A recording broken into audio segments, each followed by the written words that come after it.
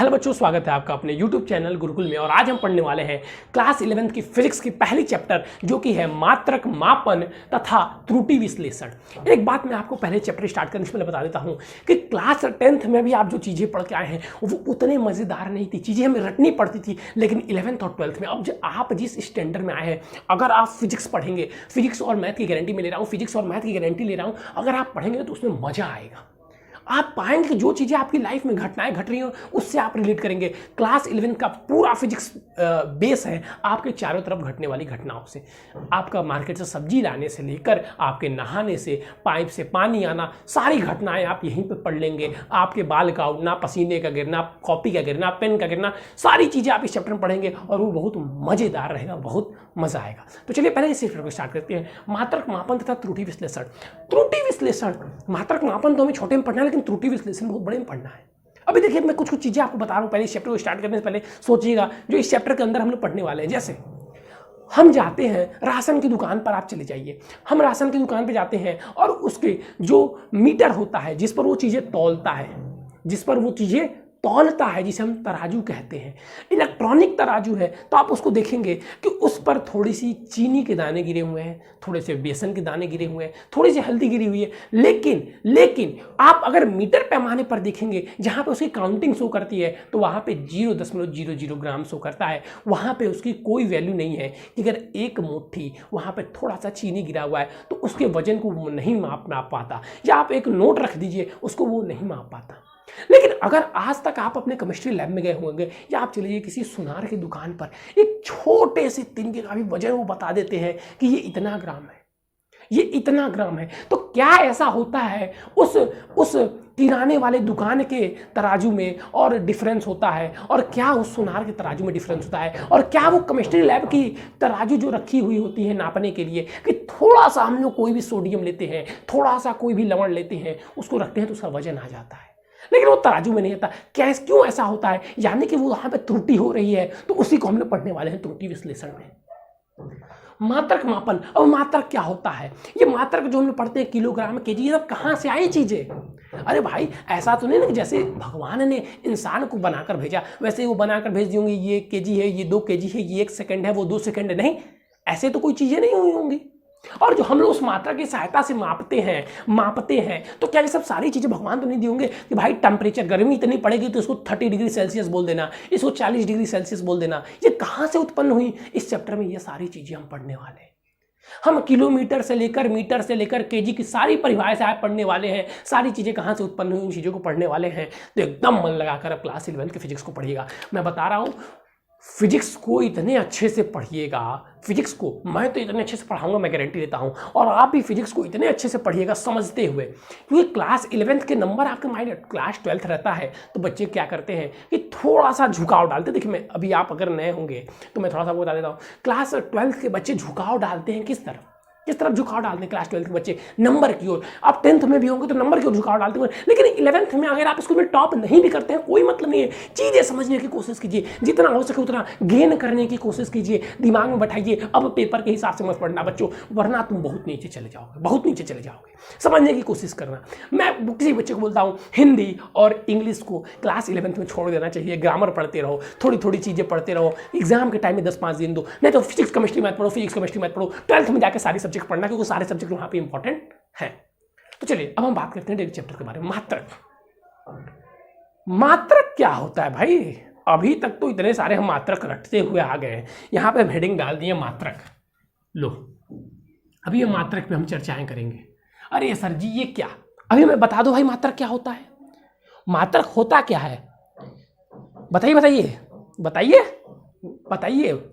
क्या होता है मात्रक? सर जी, सेंटीमीटर केजी। अरे सेंटीमीटर केजी तो वो तो मात्रक है। होता क्या है मात्रक? परिभाषा क्या है मात्रक की? अरे सर, आज तक तुम सोचे ही नहीं। वही चीज सोचने पे मजबूर करेगा आपको क्लास 11th। मात्रक वह भौतिक स्वरमान मतलब सभी जगह मान्य करने वाली राशि, जिसकी तुलना हम किसी भौतिक वस्तु, किसी भौतिक राशि से करते हैं। किसी भौतिक वस्तु तुल्यमान से करते हैं, उसे हम क्या कहते हैं? मात्रक कहते हैं। मतलब हम कोई भी एक चीज़ ले लिए और उसकी तुलना हम बार बार कर रहे हैं तो उसे क्या बोलते हैं? हम मात्रक बोलते हैं। ठीक है, कि उसे हम क्या बोलते हैं? मात्रक बोलते हैं। अगर परिभाषा लिखेंगे तो कैसे? वो देखिए, वह सर्वनाम मानक, जैसे मान लीजिए मैंने इसको मान लिया, वह स्वरमान, सब जगह मानने वाला, वह स्वरमान मात्र, वह स्वरमान राशि जिसकी तुलना हम भौतिक राशियों से तुलना करने के लिए करते हैं, वो मात्रक कहलाता है। सर जी नहीं समझ में आया, नहीं समझ में आया, परिभाषा से तो कुछ होने वाला नहीं है, तो अब समझ लो मैं जो चीजें समझा रहा हूं। आप अभी तक 1 kg का बटखरा देखते होंगे, देखे हैं सर जी? देखे हैं। अब क्या करते हैं उसके 1 kg के बटखरे से? उसको हमने एक लोहे का लिया, ध्यान समझिएगा, एक लोहा लिया, उसको तौल रहे हैं तो बताते हैं ये 10 kg है। तो kg का 10 बार मल्टीप्लाई किया, किससे किया? जो भौतिक राशि आप तौल रहे हैं उससे क्या की? इस kg की तुलना की। जो राशि आप तौल रहे हैं उसने आपकी केजी की तुलना की कि इससे तुलना करने पर ये इसके बराबर आ रहा है, अर्थात ये 1 kg है। अभी आप चीज़ें पढ़ेंगे, अभी आप चीज़ें पढ़ेंगे तो और भी ज़्यादा चीज़ें क्लियर होती जाएंगी, और भी ज़्यादा चीज़ें क्लियर होती जाएंगी। तो अभी हम पढ़ने वाले हैं मात्रक और मापन में। तो मात्रक और मापन में 2 चीज़ें, मापन में 2 चीज़ें होती है। देखिएगा, मापन में 2 चीज़ें मुख्यतः होती हैं, एक तो मात्रक और एक आता है आंकिक मान। आंकिक मान क्या आता है? आंकिक मान। आंकिक मान मतलब जैसे हमने बोला 5 kg, 5 kg, ध्यान समझिएगा। तो ये 5 क्या है? आंकिक मान है, और kg क्या है? मात्रक है। ये 5 क्या है? kg है, और ये मान, सॉरी 5 kg, ये क्या है? आंकिक मान। हाँ ठीक है, ये आंकिक मान है और वो क्या है? मात्रक है। अब एक चीज आपको दिमाग में समझिएगा, यहीं पर सेट कर लीजिए कि ये जो मात्रक होता है, क्या सर, ये जो मात्रक होता है या ये जो आंकिक मान होता है, आंकिक मान ये होता है इनवर्सली प्रोपोर्शनल होता है किसके? आंकिक मान के। इसका मतलब क्या होता है?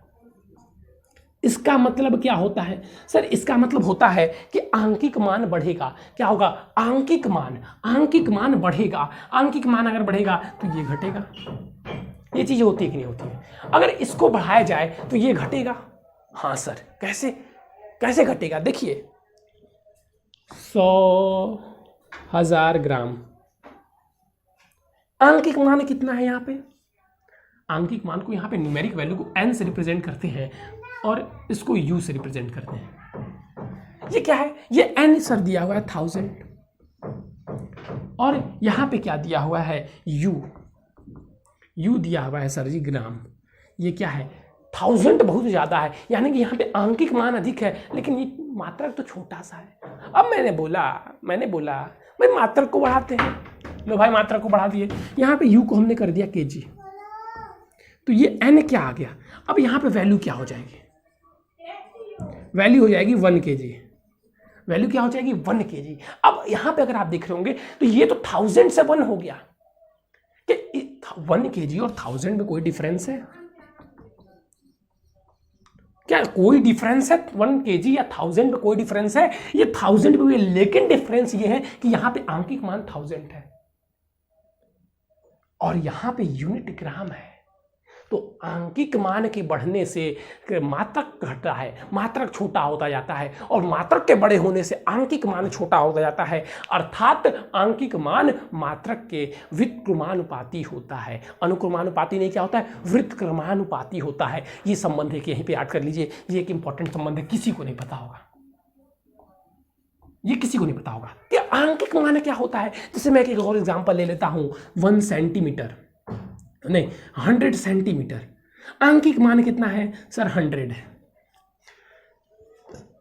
आंकिक मान कितना है सर? 100 है, और u यानी कि मात्रक कितना है सर? सेंटीमीटर है। अब मैंने बोल दिया 1 मीटर, आंकिक मान कितना है सर जी? 1, और u कितना है? मीटर। क्या दोनों में कोई डिफरेंस है? दोनों में कोई डिफरेंस नहीं, लेकिन यहाँ पे आंकिक मान बड़ा था तो मात्रक छोटा, और यहाँ पे आंतरिक मान छोटा था तो मात्रक बड़ा। तो दोनों में संबंध कैसा है? व्युत्क्रमानुपाती। और इसी से एक संबंध निकाल लीजिएगा भाई, इसी से एक संबंध निकाल लीजिएगा।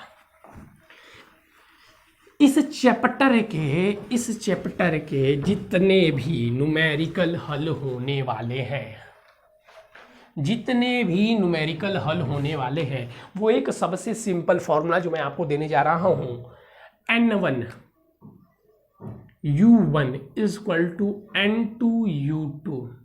अभी नोट कर लीजिएगा, लास्ट में यहाँ पे आपको जब क्वेश्चन कराएंगे तो चीज़ें अच्छे समझ में आएंगी। n मतलब आंकिक मान किसी एक का, जैसे यहाँ पे मैंने ले रहा था 100 ग्राम और यहाँ पे लिया 1 kg, दोनों आपस में बराबर है कि नहीं है, बराबर है, तो वही चीज़ है। तो ये जो 100 हो गया, ये n क्या है, यहाँ पे 100 है, u क्या है, g है, और यहाँ से हमने बोल दिया कि kg में इसी का मान ज्ञात करना है, तो n2 आपको नहीं पता और यहाँ पे दिया हुआ है kg, यहाँ पे दिया हुआ है kg, तो हम इसको कैसे हल करेंगे, तो हमको पता है 1 kg इक्वल टू 100 ग्राम, तो हम यहाँ पे क्या रख देंगे 100 ग्राम अपॉन में 100 ग्राम, क्या आया 1, तो n2 की वैल्यू कितनी हो जाएगी 1 हो जाएगी। ऐसे क्वेश्चन आपको बहुत मिलेंगे और अलग अलग तरीके से मिलेंगे, ये मैंने आपको बस यहाँ पे समझाना चाहा है, ये मैंने आपको बस क्या है समझाना चाहा है।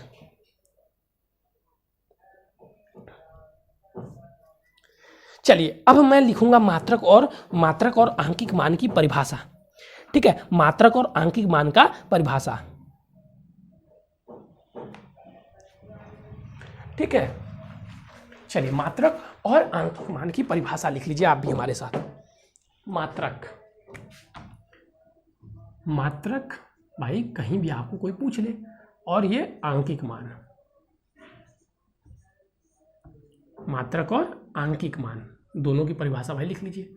क्या मात्रक होता है, वह स्वरमान मानक, ये क्या है एक मानक है, तो वह स्वरमान मानक जिसका उपयोग हम किसी भौतिक राशि की तुलना, किसी भौतिक राशि की तुलना करने के लिए करते हैं, किसी भौतिक राशि की तुलना करने के लिए, किसी भौतिक राशि की तुलना करने के लिए करते हैं, वह उस भौतिक राशि का, वह उस भौतिक राशि का क्या कहलाता है, का मात्रक कहलाता है। अब आप समझिए, अभी तक आप मात्रक पढ़ते आए हैं लेकिन आपको मात्रक की परिभाषा नहीं पता थी, तो यहाँ पे आप कहाँ जाएंगे, एकदम मट्टी खोद खोद के जड़ तक जाएंगे और जड़ से फिर पेड़ के डाल तक जाएंगे, मतलब बेसिक टू हाई, यही है क्लास 11th। जितना अभी आप पढ़ते आए हैं सब वही पढ़ना है, लेकिन एकदम खोद खोद के उसको जड़ से उखाड़ेंगे और चीज़ें पढ़ेंगे। बता तो रहा हूँ, ये पसीना क्यों हो रही है ये भी आप पढ़ेंगे आगे जाकर। अरे एकदम छोटी छोटी बातें बताते रहो, पूरी लाइफ आप बता सकेंगे। आप ऐसे रास्ते पे चल रहे हैं, गाड़ी रुक गई, क्यों रुकी, रीज़न क्या आप बता सकते हैं। मम्मी खाना बना रही हैं, रोटी फूल गई, क्यों फूली आप बता सकते हैं। तवा गर्म था फिर ठंडा हो गया, क्यों हुआ आप बता सकते हैं। पानी में डालने पर भाप क्यों हुआ आप बता सकते हैं। सारी चीज़ें आप बता सकते हैं अगर क्लास 11th को मैथ को आप एकदम अच्छे से पढ़ लेते हैं। चलिए आंकिक मान, जितनी बार किसी भौतिक राशि की मात्रक से किसी भौतिक राशि की जितनी बार तुलना की जाती है वही तो है जो उस राशि के परिमाण को प्रदर्शित करती है। ठीक है, यह क्या बताता है, यह बताता है कि उस राशि की उस मात्रक से कितनी बार तुलना करनी है। यह बताता है कि उस राशि की उस मात्रक से, भाई नोट्स अपना बनाते चलिएगा, उस मात्रक से कितनी बार तुलना की गई है। कितनी, नोट्स बच्चे मांगते बहुत बेकार है। कितनी बार तुलना की गई है, उसको क्या बोलते हैं, आंकिक मान बोलते हैं। तो जल्दी से इसका परिभाषा लिख लीजिएगा और आगे हम पढ़ेंगे।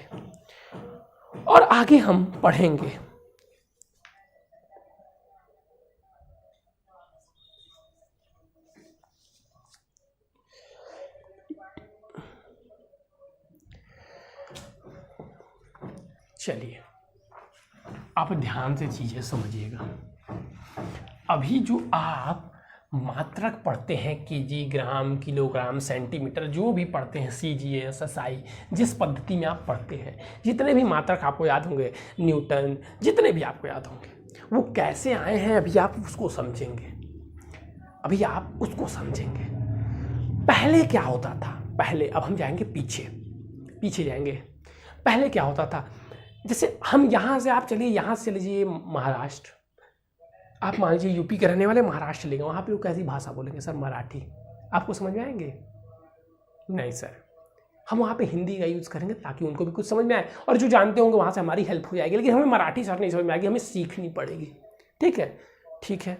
तो मापन तो बहुत पहले ही निकल गया, मापन तो बहुत पहले ही निकल गया था, लेकिन दिक्कतें ये हो रही थी कि जैसे मान लीजिए हम भारत के रहने वाले हैं, और जी आप मान लीजिए हम यूपी के ही रहने वाले हैं, और उस समय राजाएं हुआ करते थे, और हमें गुजरात से ट्रेड करना है, मतलब एक राज्य दूसरे राज्य से क्या कर रहा है? व्यापार कर रहा है।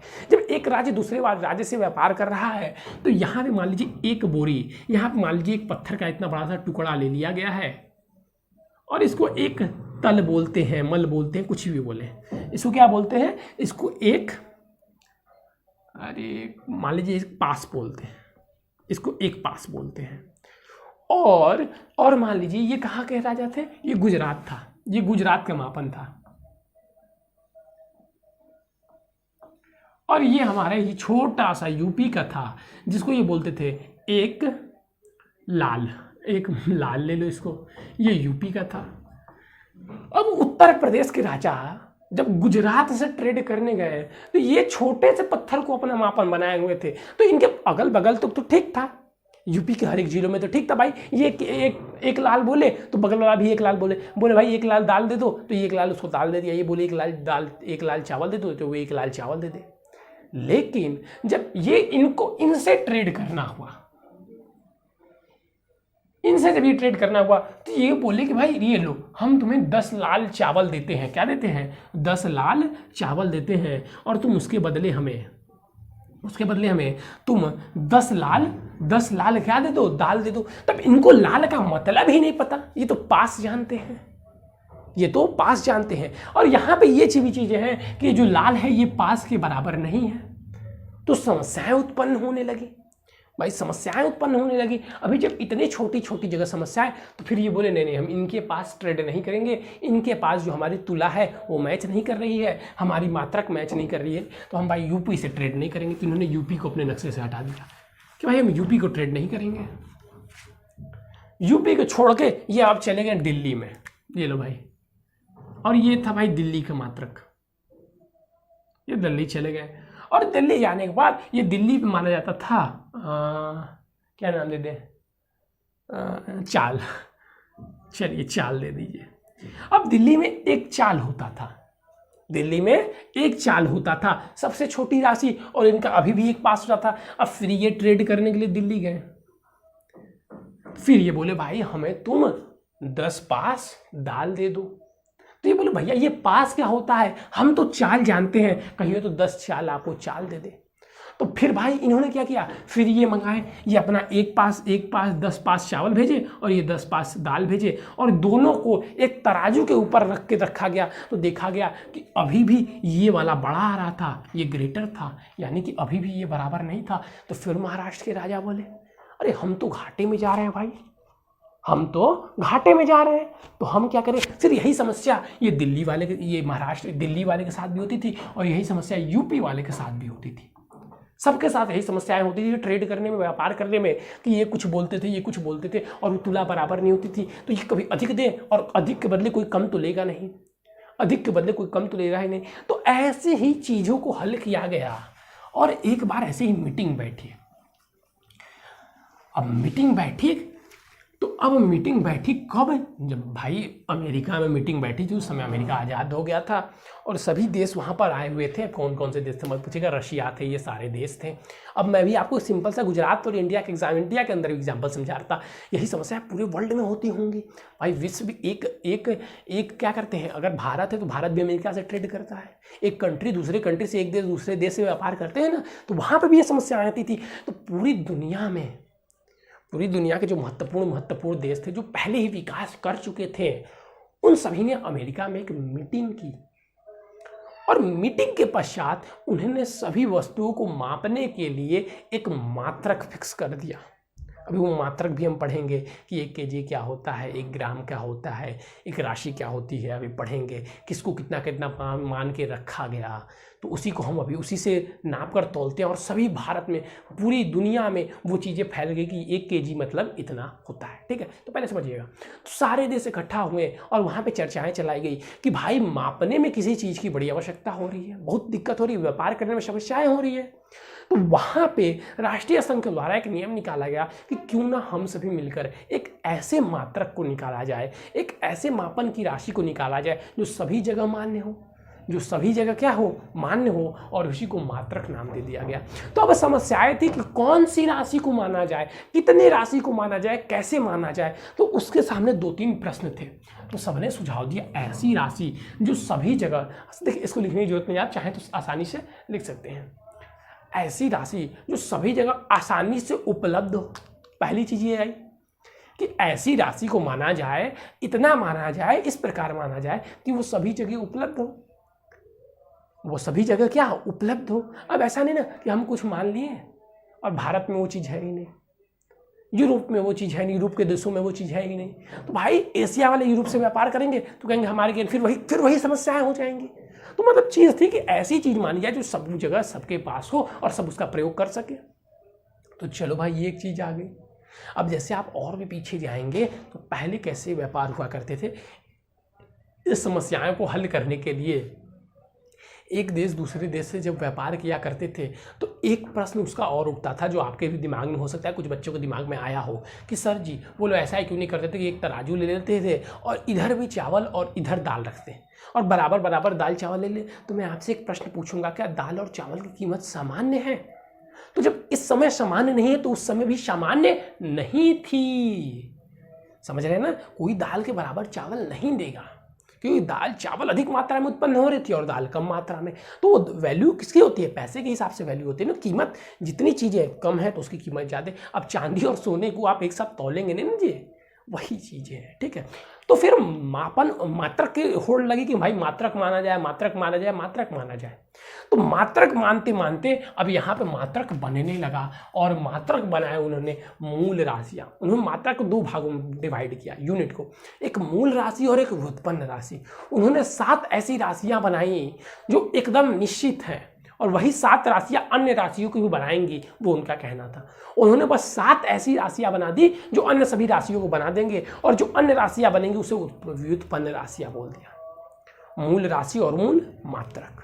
चलिए अब हम उसी को पढ़ने वाले हैं। तो चलिए अब हम जल्दी से स्टार्ट करते हैं। राशि एवं मात्रकों का वर्गीकरण, राशि एवं मात्रकों का वर्गीकरण।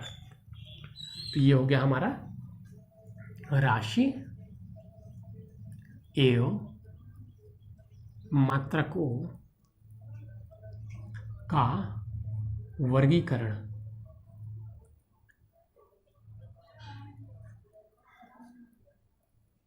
तो अभी यहां पर चीजों को बस समझेंगे, परिभाषा भी मैं लिखवाऊंगा। तो पहले राशि का वर्गीकरण, राशि। अब यहां से इन्होंने राशि उठाई और राशि को 2 भाग में डिवाइड कर दिया, जैसे कि मैंने आपको बताया। एक पहला बनाया इन्होंने मूल राशि और दूसरा बना दिया इन लोगों ने व्युत्पन्न राशि, व्युत्पन्न राशि। ठीक है, अब मूल राशि और व्युत्पन्न राशि में अंतर क्या था? कुछ बच्चे बोलेंगे सर मूल राशि और व्युत्पन्न राशि में अंतर क्या था? तो मूल राशियां वे राशियां होती थी जिनको किसी दूसरी राशियों के पदों में व्यक्त नहीं किया जा सकता है। ठीक है, जिनको किसी दूसरी राशि के पदों में व्यक्त नहीं किया जाता है, वो धनत्व अपने आप से वो बनती थी। ठीक है, वो क्या बनती थी? वो अपने आप से बनती थी, तो वो मूल राशियां कहलाती थी। मतलब कुछ निश्चित राशियां थी जिन्हें दूसरे के पदों में व्यक्त नहीं किया जा सकता, उसे मूल राशियां कहते थे। ठीक है, और कुछ राशियां जो मूल राशियां की सहायता से बनाई जाती थी उन्हें व्युत्पन्न राशि कहा गया। तो मूल राशियां बस 7 निर्धारित की गई, 1 2 3 4 5 6 और एक यहाँ पे ले लीजिएगा 7। पहली राशियां जो उन लोगों ने बताई, पहले द्रव्यमान, राशि की बात कर रहा हूं, मात्रक की नहीं। यहां पे मात्रक भी इसके सामने लिख दूंगा। ठीक है। द्रव्यमान, द्रव्यमान के बाद से समय, समय, द्रव्यमान, समय, ताप, दूरी, द्रव्यमान, समय, ताप, दूरी और आवेश। आवेश को नहीं, रुक जाइए, द्रव्यमान हो गया, समय हो गया, किलोमीटर, मीटर, ताप, डिस्टेंस, कैंडिला, मोल। ठीक है, तो वस्तु में मोल मतलब तत्वों की मात्रा, तत्वों की मात्रा, ज्योति तीव्रता,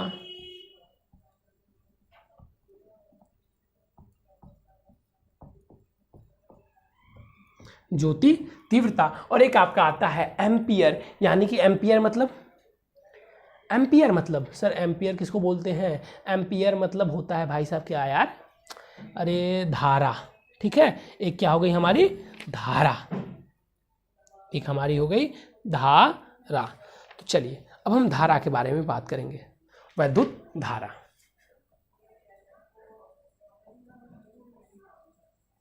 चलिए, ये हमारी 7 मूल राशियां थी और इनके मात्रक को मूल मात्रक बोला गया। तो द्रव्यमान का केजी, समय का सेकंड, भाई याद कर लीजिएगा इसको, ताप का केल्विन, दूरी का मीटर, तत्वों की मात्रा का मोल और ज्योति तीव्रता का कैंडिला, वैद्युत धारा का एम्पियर। ये चीजें जिस प्रकार मुझे याद हैं वो आपको इस प्रकार याद होनी चाहिए, वो आपको इस प्रकार होनी चाहिए। इसको बोलते हैं मूल मात्रक और इनको बोलते हैं मूल राशि। वे राशियां जिन्हें दूसरी राशियों के पदों में व्यक्त नहीं किया जा सकता उन्हें मूल राशियां कहते हैं। मूल मात्रक वे मात्रक जिन्हें किसी दूसरे मात्रक के पदों में व्यक्त नहीं किया जा सकता, मूल मात्रक। व्युत्पन्न राशियां वे राशियां जिन्हें मूल राशियों की सहायता से ज्ञात किया जाता है, उसे व्युत्पन्न राशियां कहते हैं। अब इसके अलावा जितनी भी राशियां हैं सब क्या है, मूल व्युत्पन्न राशि। जैसे बल ले लीजिए, कार्य ले लीजिए, जितना भी लेना है सब ले लीजिए, ये सब क्या है, व्युत्पन्न राशि है। तो यहाँ से हम पढ़ेंगे, पहले यहाँ पे डिवीजन आप समझ लीजिए, और आज हम पढ़ेंगे बस यही लास्ट मूल राशि और मूल मात्रक की परिभाषा। और इसी के साथ साथ हम कल पढ़ेंगे अब क्या, इन राशियों का। अब एक द्रव्यमान 1 kg होता क्या है, यहाँ पे तो हमने पढ़ लिया द्रव्यमान की मात्रा kg, 1 kg होता क्या है, तो ये हम कल पढ़ेंगे। ठीक है, पेरिस की राजधानी पढ़े थे कि नहीं आप लोग, क्लास 9 में पढ़ाया गया था। फ्रांस की राजधानी पेरिस में अंतर्राष्ट्रीय माप कार्यालय में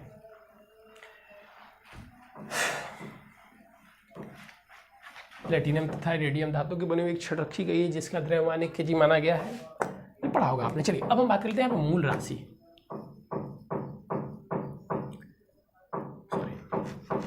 मूल राशि और उसी के नीचे मूल मात्रक, फिर व्युत्पन्न राशि और इसी के नीचे व्युत्पन्न मात्रक, व्युत्पन्न मात्रक। मूल राशि और मूल मात्रक और व्युत्पन्न राशि और व्युत्पन्न मात्रक के बारे में हमें पढ़ना है। चलिए, मूल राशियां वे राशियां जिन्हें, कल का लेक्चर और भी इंटरेस्टिंग हो, वे राशियां जिन्हें अन्य राशियों के, वे राशियां जिन्हें किसी अन्य राशि के, एक सेकंड थोड़ा सा इरेज करना होगा,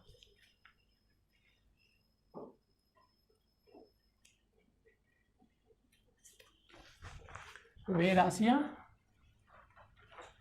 जिनको, ये जिन्हें भी ठीक था ना, वे राशियां जिन्हें किसी दूसरे राशियों के पदों में व्यक्त नहीं किया जा सकता, पदों में व्यक्त नहीं किया जा सकता, किया जा सकता है। वे राशियां जिन्हें किसी दूसरी राशियों के पदों में व्यक्त नहीं किया जा सकता है, उन्हें क्या बोलते हैं, उन्हें मूल राशियां कहते हैं, मूल राशियां कहते हैं। एग्जाम्पल में सर क्या लिख दें, एग्जाम्पल में लिख लीजिए कोई भी, अब है एक ताप लिख लीजिए, द्रव्यमान लिख लीजिए, 7 मूल राशियां हैं ETC। ये याद रखिएगा, उसको कल भी आपसे पूछेंगे, कल तो ऐसे लिखवाएंगे, ठीक है। मूल मात्रक, मूल राशियों के मात्रक को मूल मात्रक कहते हैं, मूल राशियों के मात्रक को मूल मात्रक कहते हैं, कहते हैं। फिर व्युत्पन्न राशियां, वे राशियां जिन्हें मूल राशियों, वे राशियां जिन्हें मूल राशियों की सहायता से ज्ञात किया जाता है,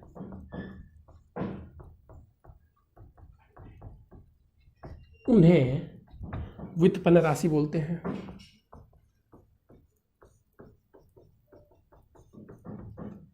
कहते हैं। फिर उसी प्रकार से अब व्युत्पन्न मात्रक किसे कहते हैं, तो वे मात्रक जिन्हें व्युत्पन्न राशियों के मात्रक को, व्युत्पन्न राशियों के मात्रक को, सॉरी, व्युत्पन्न राशियों के मात्रक को व्युत्पन्न मात्रक कहते हैं।